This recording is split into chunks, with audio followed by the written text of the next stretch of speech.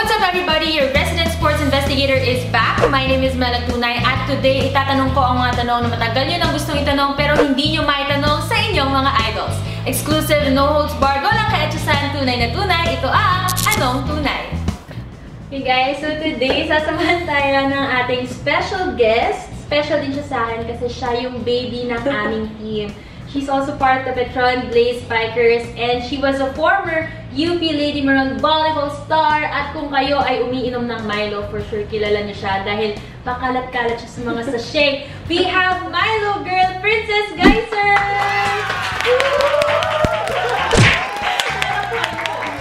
Okay, so sis, first na nanonood ka ng Anong Tunay, ano ba yung nafe-feel mo ngayon na maghaharap na kayong tunay tester?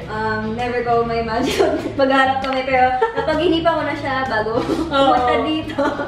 Napalagipan mo kung kuryente yung kanya or baligan? Kuryente. So dahil dyan, excited na kaming kuryente yung kanya para mag-bonding kayo. So, mga manata ka muna para, you know, friends kayo sa mga tanungan. So, just repeat after me. Ako, si Princess Geyser. Si Princess Geyser. Nanunumpang magsasabi ng pawang katotohanan lamang. ng pawang katotohanan lamang. At hindi ko subukan ikubli. At hindi ko Susubukan ikubli ang aking nalalaman o nararamdaman. ang aking nalalaman at nararamdaman. So, bahala na si Batman. So, bahala na si Batman. Tara, let's play! Woo! First question, men's school or volleyball? Ngayon, volleyball. Volleyball ah. Hindi! 5 months pa eh. Hindi, volleyball. Wow! Kita nice siya sa mga baby trees. Okay, so ngayon volleyball, pero yun nga, mag-med school ka na, di ba? Wala na bang mga ka-stop sa'yo? Wala na. Bigyan ko na sarili ko ng chance. Oh. Pero, nasasalo ko. Okay, so med school over volleyball. Ano na lang yung pinaka gusto mong iwan sa volleyball now that you're parang ready na i-give up to for med school?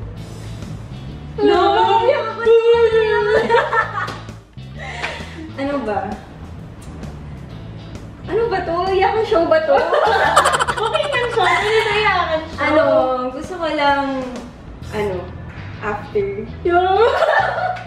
After how many years since grade 3 ako, na huli ko na mararamdaman yung rush inside of me. Ako ate mo naiiyak sa siya! Ate Dan! Diba? Hindi ka pa nakakuryente ah. Umiyak ka na. Oo, nakakaiyak ka na. Tatanungin mo yung iwanan ko na. Yung karalit mo. Iwanan ko na yung ginagawa ko my whole life. Nakakaiyak. Pero sure na ako. So, yun. This heavy heart. Yun, matatanan niyo ako yung pinakamaliit na level. Hindi yan mawala sa isip namin. Ayun. Yun lang. Okay. Thank you for joining us here. Ayun, next question na. Okay, next question. Alam mo na to, iyakin ka daw. Yan yung next question. Iyakin talaga ako. Masarap. Okay, sorry. Yes. Kaya mga pipilik mata niya kasi lagi yung dinidiligan.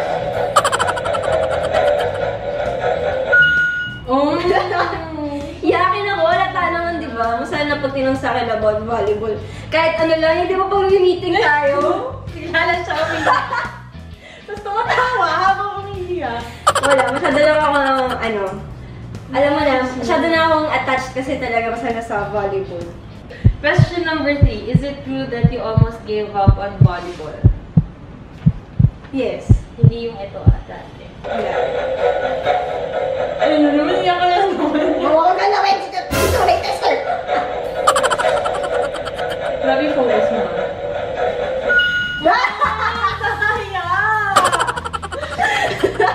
Okay, so ikwento mo sa, syempre ako alam ko. Alam ko, tumiyak na naman ako dito. Joke. Bakit muntik ka nang mag-give up? Eh kasi, syempre ang hirap naman wala naman siguro ng team kukuha sa akin after ko mag-ACL. Kami, Oo nga, di kami na-expect, di ba, na may slot pa na extra para sa akin. Kasi di ba isipin mo ba, like, last year mo, medyo marami kumukuha sa'yo, tapos bigla na-ACL ka. Siyempre, makakalimutan ka ng ito. Hindi ka lang makakalimutan. Iyon, God's will yan. Okay, question Ano number... ba ka dito? Ba't parang may sand? Question number 4. Lagi ba kayo nag-LQ ni... Mali yung nakalagay dito, hindi mo to joke. Alfred Balbuena. Ngayon hindi na. Pero dati. Dati, oo. Ginulo mo sa tunay tester? Hindi na, no. Ano ba? Ang baduy mo, di ka nakakurente. Kasi I'm truthful. Grabe yung dikit ng kamay. Ano na lang? Ano yung biggest fight niya ni Alfred? Yung biggest fight namin, ano nga ba? Kaya feeling ko, yung away namin yun, dahil doon, naging mas mabuti akong tao. Sa lahat ng tao, tsaka sa kanya. So, anong advice mo sa mga nag-LQ, ng mga wala lang yan. Wala lang yan. Wala lang yan, lang yan, maturity, kung ano yung problema, gano'n. Kailangan pag-usapan agad. Wag yun ang patagalin kasi mas magiging worse. So, may chance pa talagang maayos yung mga bagay-bagay. Tsaka kung mahal mo talaga, gawin mo lahat para maging okay kayo. Si Princess, lagi talaga siyang tumutulong ganito. Kahit mga coach namin, ginaganyan niya yung coach namin. Nagalit na nga sa akin, guys. Ulit ba daw ako? Okay, next question. Tikon ka ba? Oo. Hindi na ako nag-joke.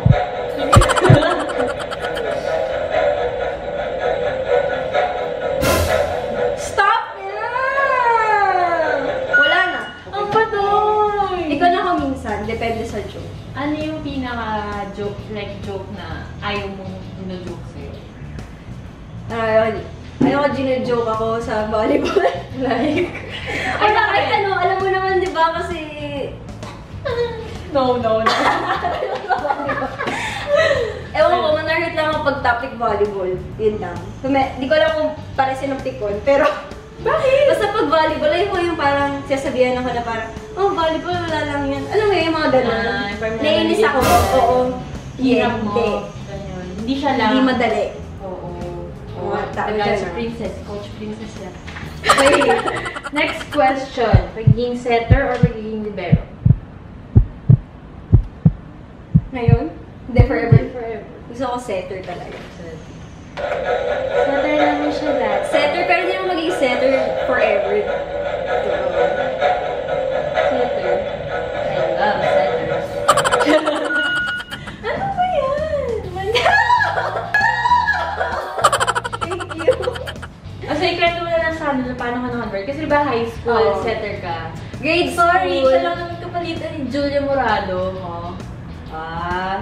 Pero yung libero ni Julia din. Paano? Kasi since grade school, sabi nung coach ko, ginawa daw niya akong setter kasi hindi naman uso dati yung pag matangkad ka setter ka. Matangkad ka dati? Hindi naman uso yung pag matangkad ka setter ka. Basta pag mabilis ka, setter ka na. So parang ginawa akong setter nung coach ko. Tapos yan, hanggang high school, setter ako. Tapos biglang minsan ginagawa kong libero kasi medyo madepensa akong setter. Medyo. Saka sa mind kasi nakaganon ka. Medyo madepensa akong setter. Sayang hindi na ako setter, galing ko mag-serve. Ayun, tapos convert ako kasi ni Coach Jerry actually nung una for Manila. Pag Manila team, doon ako libero. Pero pag sa Saints ko, setter ako. Tapos eventually, si Coach Vita, nung last playing year ko talaga, sa palarong pambansa, ginawa din niya ako libero kasi nagkulang kami ng libero. So, she decided na libero na lang ako. Tapos kuha na lang siya ng ibang Blessing in disguise pa kasi doon nag-prosper yung career mo. Hello, coaches! Okay, next question. Hello, tapos na! Last question. Wake up. Trauma ka daw sa injuries. Ito, trauma ako sa injuries. Hindi. Sino bang hindi? Pero I like my injury. It changed my life. It changed my life. Ano ba yan? May bangkunan dito. Di na kuryente. Trauma ko, hello. Kasi ganito yan, yung stories ko sa mga injury. parang tuloy-tuloy yung injury ko. Nung parang nung last playing year ko, una, nagkaroon ako ng shoulder injury. Spiker. Diba? Left pa. Tapos, after nun, na-fracture yung thumb ko nung gumaling ako sa shoulder injury ko. Tapos, after nung thumb ko, na-fracture, diba? After 2 months, sumakit na may likod ko. Pupunta kaming Japan nun eh. Collection mo yan. Tapos, after nung okay na yung likod ko, game na namin yun. Versus NU. Doon ako na ACL. Kaya trauma ako sa injury. Parang di ako tinatantanan. Tapos pag gumagaling ako, doon siya dumarating. Huwag mo kasi sila kami ni-welcome. Ayaw ko sa NU. Yay, last question. If maglalaban ang Petron at UP, tapos hindi ka maglalaro, sino yung cheer mo? Petron at UP? Sino yung cheer ko? Kung mo naman UP na lang. Bakit? Eh, syempre. Sabihin ka naman, isang beses lang, last year. Ayoko. Masarap nakatingin. Baka ma-injure ako.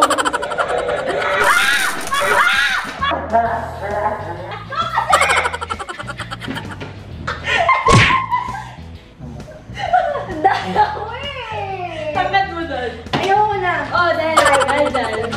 Petron, natawa lang natin.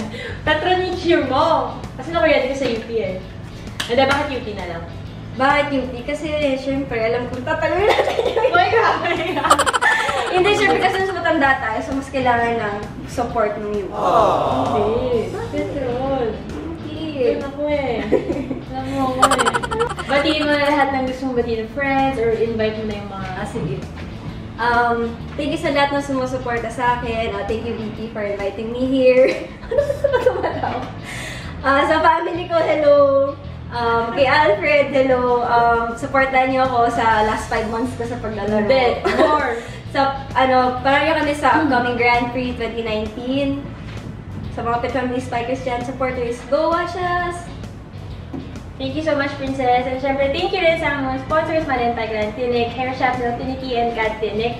And syempre, sana mas mag-stay ka pa sa volleyball kasi yan yung mga fans mo, natuwa silang mas nakilala ka na ngayon and mas gugustuhin ka pa rin na panoorin. But we wish you all the best kung ano mang career ang iyong tatahakin. And syempre, sana yung mga fans mo patuloy din tayo supportahan dito sa Virtual Playground. Mga content natin sa ating YouTube channel. Sana mag-like sila and subscribe. And don't forget to follow us on our social media pages on IG, Twitter, and Facebook. Muli, this has been Mela Tunay for Anong Tunay.